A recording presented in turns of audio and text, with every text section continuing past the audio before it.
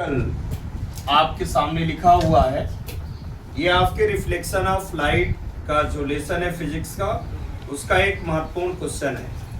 ये आप न्यूमेरिकल यदि से करेंगे तो इसके आगे के जो भी न्यूमेरिकल क्वेश्चन आएंगे निश्चित रूप से उन्हें आप सॉल्व कर लेंगे। यहाँ पर पहले इस क्वेश्चन को हम पढ़ते हैं। 40 सेंटीमीटर वक्रता त्रिज्या। पहले तो ये न्यूमेरिकल को सॉल्व करते समय ध्यान देना चाहिए कि क्वेश्चन में दिया क्या गया है और मुझे ज्ञात क्या करना है, और तीसरी बात है कि किस फार्मूले का हम प्रयोग करके उस राशि का कैलकुलेशन कर सकते हैं। तीन बातें ये न्यूमेरिकल में ध्यान रखी जाएं। पहला काम तो यही है, न्यूमेरिकल को अच्छी तरह से पढ़ना है, उसमें से ये सेलेक्ट करना है कौन कौन सी वैल्यूज दी गई हैं, कौन कौन सी क्वांटिटी की, फिजिकल क्वांटिटी की वैल्यूज दी गई हैं, और जब उन्हें आप लिख लेंगे तो ऑलरेडी अपने को समझ में आता है कि अब हम किस फार्मूला का प्रयोग करें और हमें कौन से फार्मूले का प्रयोग करके इसका आंसर लाना है। बहुत इजी है आपके सामने।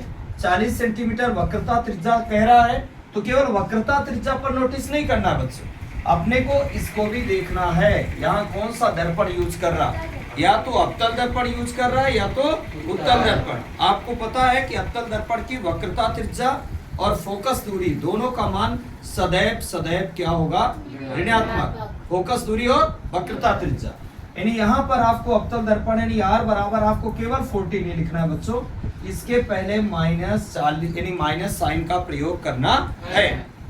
यदि आप माइनस नहीं लगाएंगे तो आंसर सही नहीं मिलेगा। दूसरे पॉइंट में हम चलते हैं तो उसके आगे क्वेश्चन को पढ़ें तो यहाँ 10 सेंटीमीटर किसकी दूरी दिया है।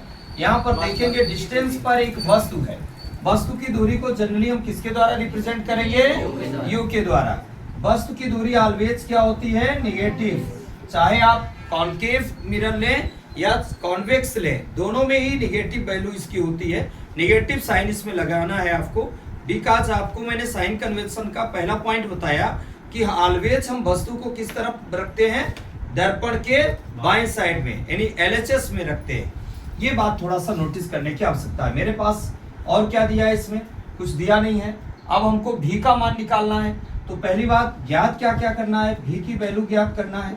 मतलब भी में डिस्टेंस कितनी आ रही है, मतलब प्रतिबिंब कितनी दूर बन रहा है, उसकी नेचर क्या है, और उसके बाद मैग्नीफाइंग पावर मैग्निफिकेशन यानी लीनियर मैग्निफिकेशन उसका कितना है, रैखिक आवर्धन कितना है। तो आप पहले ये लिख देंगे और इसके बाद स्टार्ट करेंगे सॉल्व करना। पहली बात आपको पता है कि R और U का तो कोई रिलेशन है नहीं, R और F का तो रिलेशन है, बट RU का क्या रिलेशन है। यहाँ पर आपको ध्यान रखना होगा कि भी निकालना है, अर्थात हमें दर्पण सूत्र का प्रयोग करना है। दर्पण सूत्र का प्रयोग करना है तो फोकस दूरी चाहिए, फोकस दूरी हमें वक्रता त्रिज्या से मिल जाती है। वक्रता त्रिज्या R बराबर आपको पता है कि क्या होता है 2F, बट यदि F बराबर सूत्र करें तो क्या होता है R/2, और यहाँ F बराबर R की वैल्यू मेरे पास कितनी है, -40 है बच्चों। और इसके बाद यहाँ पर आपको जो यूज करना है बटे में ये हो जाएगा 2, और ये आ गया कितना, यहाँ लिख देते हैं F = कितना आया, -20 सेंटीमीटर। अब मेरे पास F का मान आ गया, मेरे पास दूसरा मान किसका है, U का मान आ गया। अब F का मान है, U का मान है, तो V का मान तो इजिली हम कैलकुलेट कर लेंगे, और उसके लिए हम दर्पण सूत्र का प्रयोग करेंगे। 1/F = 1/V + 1/U। 1/F यानी F की जगह पर कितना रखना है, -20 = 1/V का तो ऑलरेडी V की वैल्यू कैलकुलेट करना है। 1/- कितना हो जाएगा, 10। हम इसकी साइड को चेंज कर दें, माइनस जो आपके पास माइनस ये लिखा है 1/10, तो इसको लाएंगे तो ये क्या हो जाएगा, प्लस में हो जाएगा। इधर बचा क्या, -1/20 = क्या हो गया, 1/V।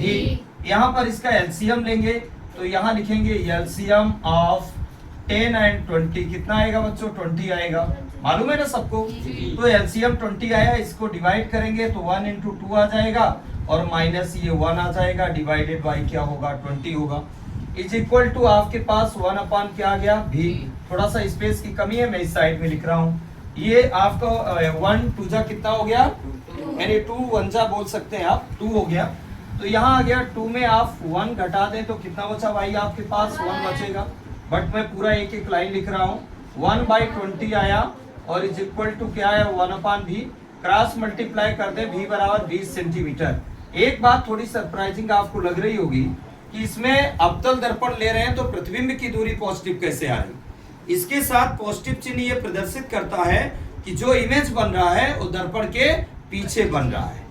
एक ही ऐसी स्थिति है जब आप पोल और फोकस के बीच में, मेन फोकस के बीच में रखते हैं तो इमेज अवतल दर्पण में पीछे साइड में बनता है। प्लस आने का मतलब ये पीछे बनना, सामने तो बनेगा नहीं, यानी ध्रुव के दाईं तरफ बन रहा। यानी इसमें आपको जो प्लेस लिखना है तो प्लेस लिख देना है बच्चों, क्या, दर्पण के पीछे की तरफ, ये लिखना होगा। अब आपको कैलकुलेट करना है यम, तो यम बराबर आपके पास फार्मूला अभी बताया था माइनस भी बटे क्या होता है यू, तो यम इज इक्वल टू माइनस भी का मान अपने पास कितना आ गया, 20 आया कि नहीं, और अपने पास इसका मान कितना आया भाई, u का मान कितना लिखा है -10, और ये आपका कट गया, ये माइनस से माइनस, ये आपका आ जाएगा 10 टू जा, यानी यम इज इक्वल टू आ गया 2 सेंटीमीटर। हमें दो आंसर मिले, एक तो जो इमेज की डिस्टेंस है वो 20 सेंटीमीटर है और दर्पण के पीछे बनेगा। नेचर आप जानते हैं, यदि दर्पण के पीछे इमेज बन रहा है तो सीओडी वो कैसा होगा, सीधा बनेगा और आभासी बनेगा, अर्थात नेचर होगी सीधा और आभासी, प्लेस होगा दर्पण के पीछे और दूरी होगी 20 सेंटीमीटर यानी 20 सेंटीमीटर, और साथ में जो आपके यहाँ लीनियर मैग्निफिकेशन की वैल्यू है वो 2 सेंटीमीटर आ रही है। यहाँ से ये आपका न्यूमेरिकल कंप्लीट।